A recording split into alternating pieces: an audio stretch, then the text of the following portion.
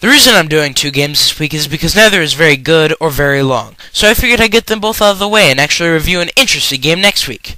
This new Siphon filter, okay, it's not new, I found it in a bin for $10 at GameStop, but shut up, is very unappealing. You play as a secret agent, and I would tell you his name, but I didn't pay attention to the slow and dragged out cutscenes to find out that little tidbit of useless uninteresting knowledge. Where was I? Oh yeah, as a secret agent, you go around to every Russian underwater lab and break all their stuff. Once you're done destroying all the lab stuff, you fight an extremely easy boss character. And yes, I know this makes me a hypocrite, especially after last week's little rant, but when you can take out every boss with just one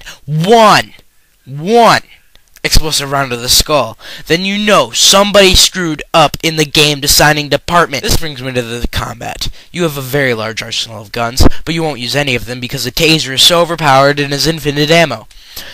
The camera is third person, which is good because I will be damned if I ever review a first-person shooter. Now let's get to the second game on my agenda. I don't have all day. What was it called again? Ah yes, Rainbow Six Vegas, which is a first-person shooter. Oh Christ! Oh well, I guess my standards are getting as low as a one-legged hooker in Brooklyn these days. Like I said, it's a first-person shooter where you play as members of an anti-terrorist organization. But unlike the pretty graphics of Tom Clancy on home consoles, I had to play it on my PSP, so the graphics were worse than a ColecoVision that had just gone through the spin cycle of a washing machine. And why I put my ColecoVision through my washing machine is my business. There aren't a lot of other modes other than the story mode, not that there's much story to speak of. The one mode that caught my attention was Terror Hunt, which is where you go through the maps of the story mode with only one objective: kill every terrorist in the stage in the lowest amount of time. Now this mode doesn't make sense to me, considering in the story mode you kill enough terrorists to keep the body bag factory in business until the end of the century. I have heard that the multiplayer is supposed to make up for this, but I could either never find anyone to play against or the connection would fail.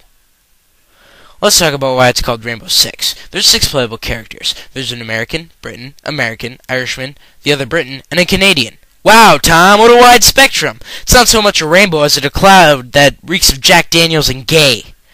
Now all the guns work quite well, except for the shotguns. They load like ass, shoot like ass, aim like ass, and oh yeah, the range is ass in a medical waste dump. Why don't shotguns stay where they belong, in Resident Evil games and rednecks' closets? But other than the shotgun situation, the guns are okay.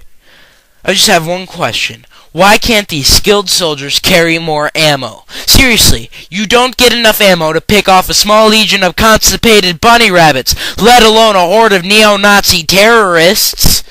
And when you do run out of ammo, and you will, you have to switch to your pistol, which is infinite ammo, which is good because that's how many bullets it takes to land one kill.